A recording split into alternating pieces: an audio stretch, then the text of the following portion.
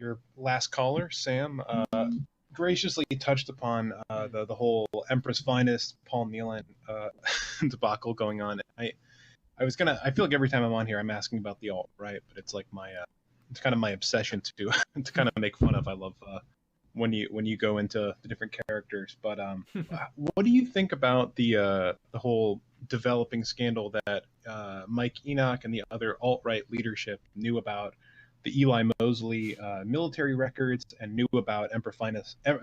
Not Empress Finest. Sorry, he's not Jewish. What's his name?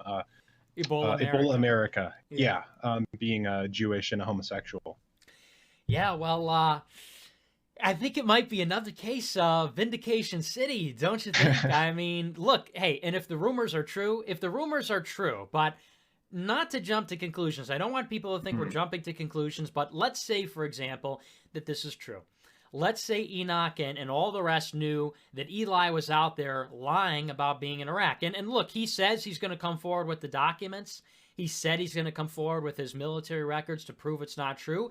And I think we owe him at the minimum that we'll wait and hear his side of the story, because the New York Times came out with that hit piece. I don't trust the New York Times as far as I can throw them. That said, it doesn't look good. But, let's say Eli lied. Let's say they knew about it. Let's say they knew that Mike Enoch was married to a Jewish person. Let's say they knew that Paul Nehlen's campaign spokesperson was a Jewish homosexual. And, look, you can have people in the movement, like Matt Semite is a perfect example of a Jewish person who comes into the movement and he does a lot of good and he's welcomed by people and they say, hey, you're all right.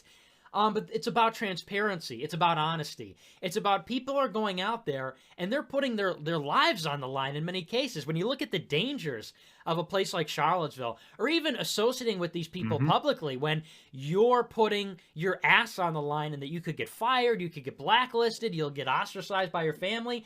And all it is just irresponsible. It's just simply reckless that you have these secrets, which are very damaging, which embarrass the movement, which humiliate the movement and its members.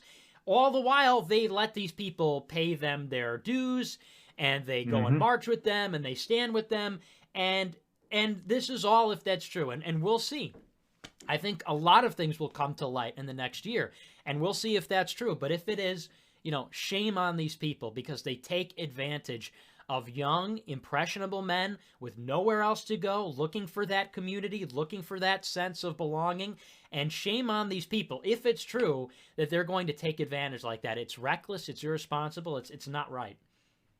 Yeah, you're absolutely right. And I was one of those people who was marching with them and going to with the New York Times journalist and Eli. I was there at the whole where he was standing on the steps of the monument and shouting about white people and whatnot.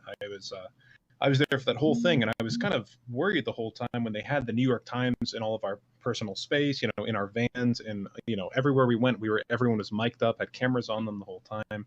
They told a lot of people they wouldn't put their faces in the documentary, and I had another quick question for you about that whole thing with the media. We know that like Richard and it seems like and Eli and these other guys like kind of the exposure, think that having the New York Times or whoever there is going to be good for them. When I was at the Gainesville event a few months back with Richard, and Eli was there as well, they had the Atlantic with them, and I wanted to know what you think about this. This is speculation again. We don't, like you were saying, we'll give them the benefit of the doubt. But Richard brought along a journalist with the Atlantic who is Jewish, whose father was an Israeli politician. And he said that he was the same journalist that filmed the Hailgate thing last year in 2016, or 2 years ago now. And Mike Enoch was the one who started the whole Sikh hails at Hailgate. And now we have the same journalist who filmed Hailgate. Richard has him personally with them, and I was Richard's one of his security people for that event. And I want to know what you think about that and how that plays into this, where he told us openly that he was a Israeli politician's son, and he was working with the Atlantic. I don't really know what to think about that. What do you make of that?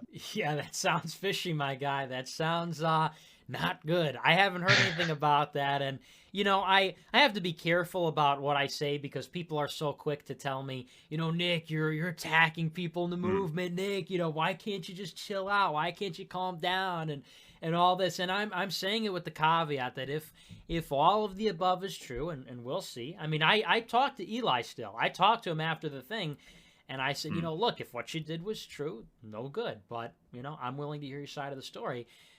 With the caveat that if that's true, that's not good. These are people that in many cases we trust them with our reputation.